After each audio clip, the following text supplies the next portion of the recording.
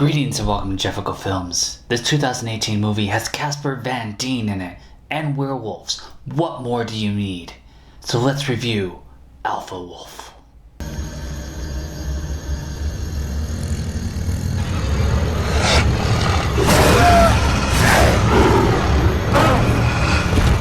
This movie starts out in the woods, and it's made to look like night, but it is clearly day, and these two hunters are being stalked by growling. And then they drink from some clearly empty beer cans, and 2 seconds later, literally needs to take a leak. The second hunter runs off and is gutted by the wolf. Roll credits. And a bad country song, but in my opinion, there aren't any good country songs, so... Virginia? Hey, Aunt Dolores. I was just about to call you. Oh, we can't thank you enough for letting us use the cabin. Oh, don't mention it. Nobody's been up there for years. We meet Jack, played by Casper Van Dien, and Virginia, his wife, and their dog, and they're heading up to Dolores' cabin. They lose cell phone signal and go to the grocery store to pick up some groceries, where they meet the store owner, John. We see that Jack, though, has quite the appetite. Not just passing through. We have a cabin. Actually, it's not too far from here. Once my uncle ran Marston.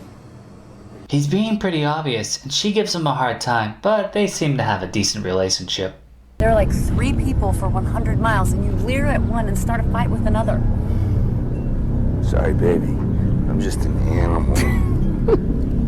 Not sure why John and Reed are watching them drive away for so long. They're probably werewolves. Jack explains what an alpha male is to Virginia, and then they get to the cabin, and that's a hell of a cabin. Virginia hasn't been there since she was a kid. They start making out, but she wants to find Larry, her dog, who just constantly throughout this movie keeps wandering off. Very far this time, they find some werewolf tracks and get a fake wolf scare.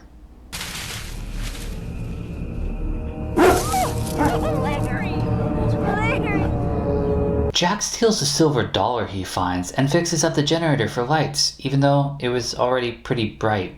They have spaghetti for dinner, and Virginia's worried about Larry being out there and having no cell phone. What if something happens? And instead of eating dinner, they go upstairs and...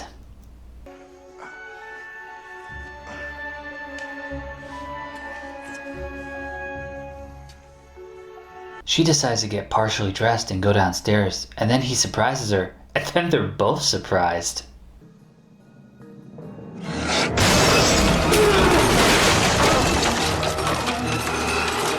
Jack runs off after getting bit, and Larry saves her, and she yells, "No, Larry, no!" But he chased her off. Jack comes back and makes up some excuse to hide his cowardness.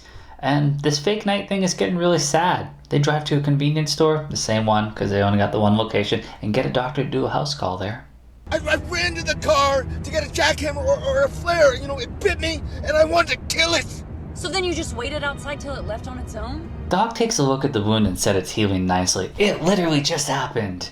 He says keep an eye on it for infections or rabies, and he gives him some meds and asks him to stay behind as Virginia heads out and says, "Your life is gonna change." Then they drive back to the cabin to go look for Larry. They go looking and they argue, and then they give up on looking. And then it's the next day, but they're wearing the same clothes. She asks him to fix the door because it's not closing properly, so he hammers a bunch of boards up. Now you can't even use it. That's not fixing it. Jack's being moody and aggressive. He literally ate a raw steak. Virginia says that they should go looking for Larry. Well, maybe you shouldn't have given up so easily. Jack goes looking for Larry, and he goes for a drive. But the full moon, it's affecting him, and he crashes the car and starts to transform.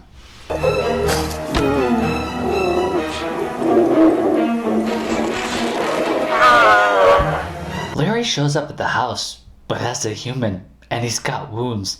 So she invites this young naked man inside the house and tends to those wounds. Larry! Oh my gosh, let me help you.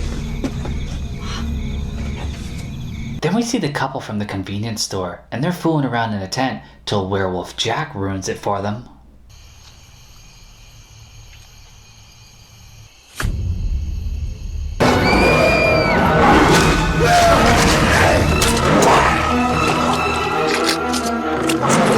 Then he chases the half-naked girl, but I guess he only has one motivation, and that's kill. So he does. A scratched up Jack returns to the house, and naked human boy Larry's gone, but the dog Larry shows back up, and they're like, let's go into town, but the car's broken, so we'll walk tomorrow. The next day, Jack pisses on a tree, even though there's a functional toilet inside. Then they wander off to find the car, and it's damaged. It's got a lot of leaks, so not really drivable. Larry wanders off and finds the other car. I mean, well, it's a Yaris, but still technically a car. Anybody? Hello? We need a ride. No keys. He's locked. Then they find the camper's tent all torn up, and then Larry leads them to the dead girl's body, and you see Jack's torn shirt. So Virginia just accuses him. Oh yeah, your shirt's here, Jack, because nobody else has plaid shirts just like the one you lost. Yeah, that makes sense. Larry attacks him, and I love how well trained it is. And then this is him playing dead. Adorable.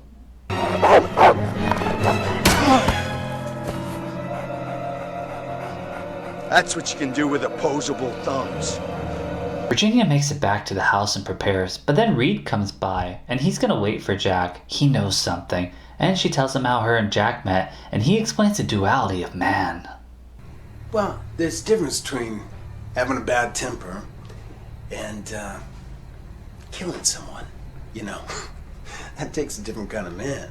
Jack shows up and has a chat, and Reed tells him about the gift, about being a werewolf. Most of the time, they're pretty calm, but if you're aggressive like Jack, well, that can be a problem. And if you don't like it, we can wait till the moon rises and settle this the ancient way. Why wait? Virginia runs upstairs, and this is laughable. Jack and Larry transform into battle, and then she hits Jack with a jar of silver coins.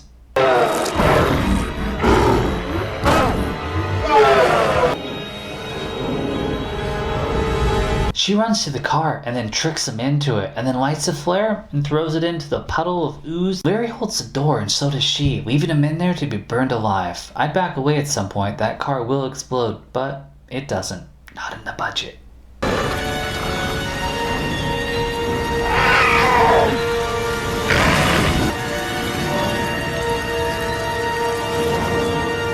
She gets back to the house and Reed has transformed, so Larry battles him, and she puts a coin on his head, and it kills him.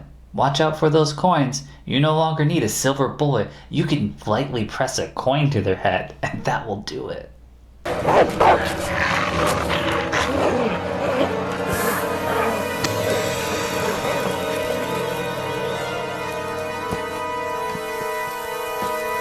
She helps take care of Larry, and then she takes Reed's body to the car and re-burns it so that she could cover it up. 2 months later, she's still in town, and the sheriff is suspicious.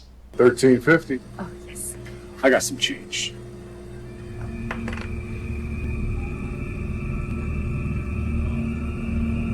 We look out for our own out here. She buys some children's books to teach him to read. So, does that mean 3 times a month she's gonna sleep with him? I mean, because that would make this the second movie I've seen this month where someone transforms into a dog, or from a dog into a human, and has sex with them. What the fuck? Did you miss me? I got you something. Look. I'm gonna teach you how to read. Yeah. What can you say about this movie? Well, at least Casper Van Dien seemed to have married his co-star Jennifer Wenger, and we didn't even get a Wolfman on Wolfman fight. You heard him! He was gonna wait till the moon came up, and then he was gonna kill me when he had the advantage! And what about the dead girl? Okay, you got me there. The script needed work, and obviously the budget was low, and the actors did what they could, but werewolf movies need to be scary. And the fact that Virginia boarded up the doors, but could still open the doors? Come on. There was definitely some sexy in this. It did distract me from the repeating dialogue, but could have used some more. In the end, if you're looking for a scary werewolf movie for this Halloween, well, this is not the one. But if you're looking for one of those Sunday afternoon, why did I watch this? That wasn't that bad, but it wasn't that good. This is in that alley, so you head on down. And as always, thanks for watching.